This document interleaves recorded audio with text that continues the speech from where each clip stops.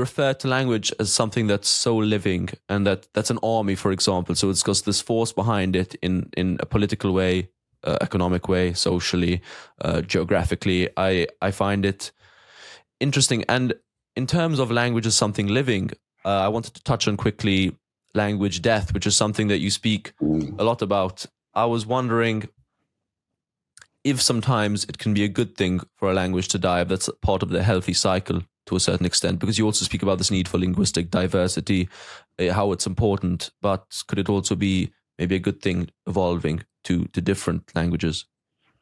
Well, some languages have a natural end. I mean, when we look back over history, of all the languages that there have been since the human beings started to speak, probably the vast majority of them have died at some point or another.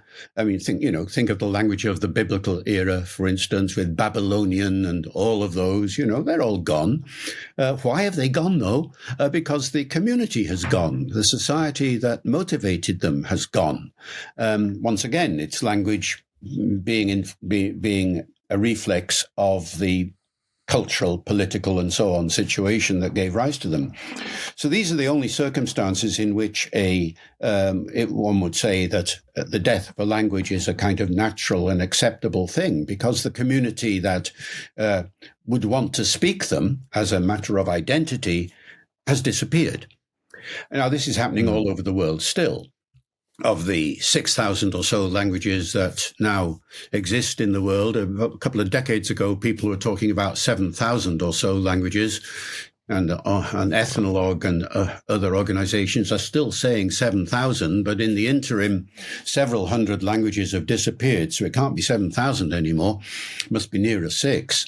And in these kinds of situations, what we're seeing is two types of things. One, a community dying out, which is the kind of natural situation we talked about.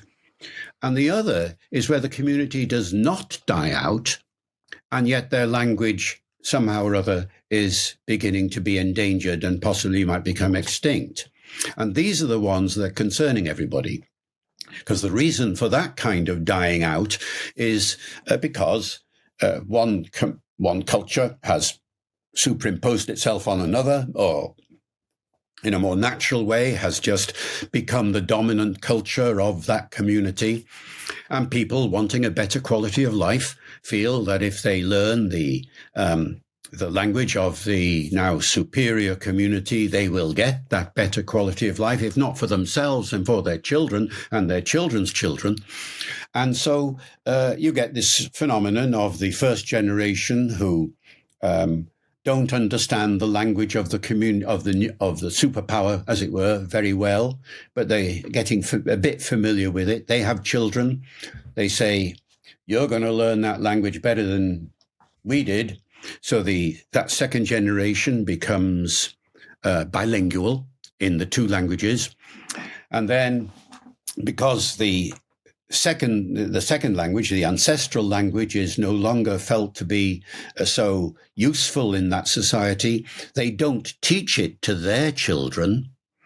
And you get the very common situation around the world of grandparents and grandchildren not being able to understand each other or not feeling comfortable in talking to each other, because the grandparents have the ancestral language, the grandchildren have the new powerful language, and you get this kind of conflict. And this sort of situation is all over the world. And now we're aware of it, but only in the last 30 years. So it's early days. Now that we're aware of it, people are doing their best to reverse the situation. That is, to make sure that the second and third generations have pride, access, support for maintaining the ancestral language alongside the new powerful language. And there are now several success stories. Well, heck, I'm living in Wales, and that's a perfect example.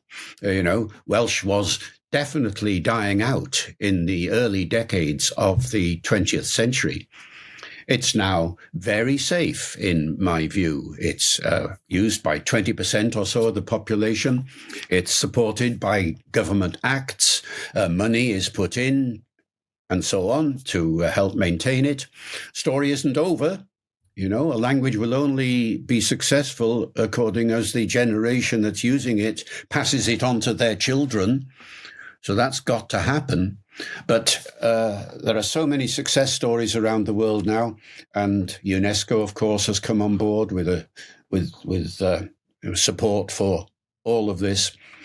And I reckon the future is reasonably optimistic as far as endangered languages are concerned, although that doesn't mean one needs to be complacent.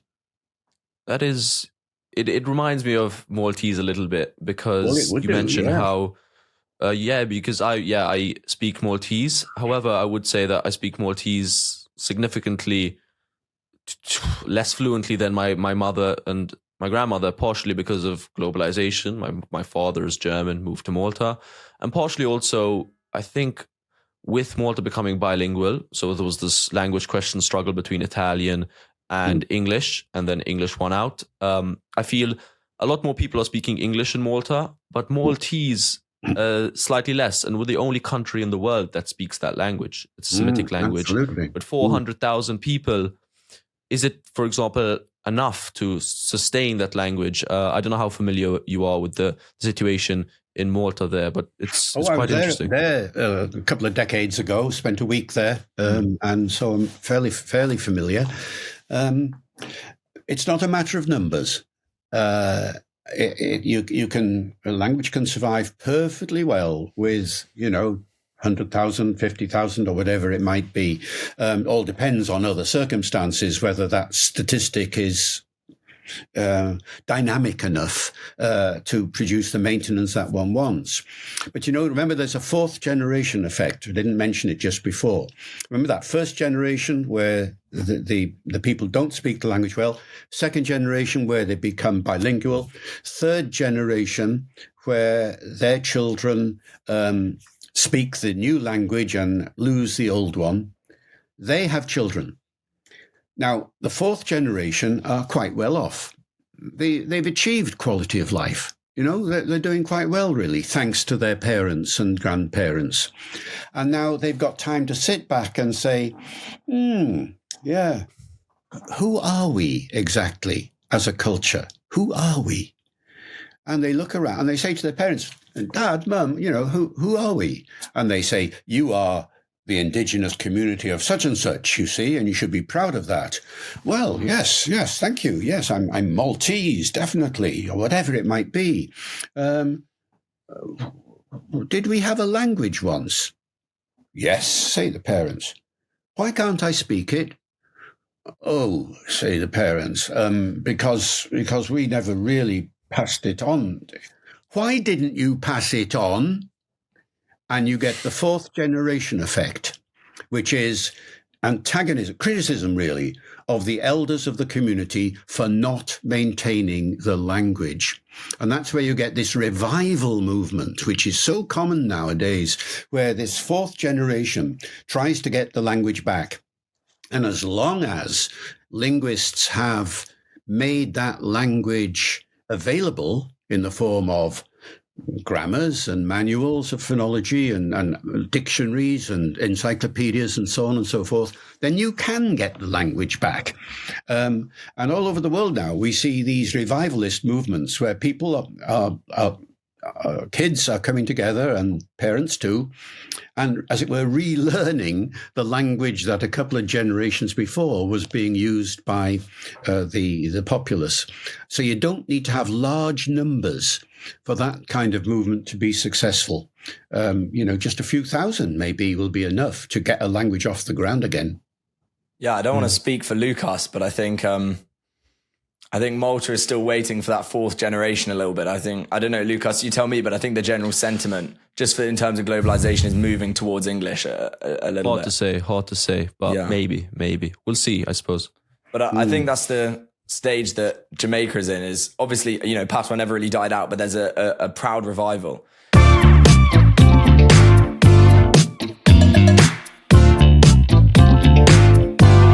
LOAF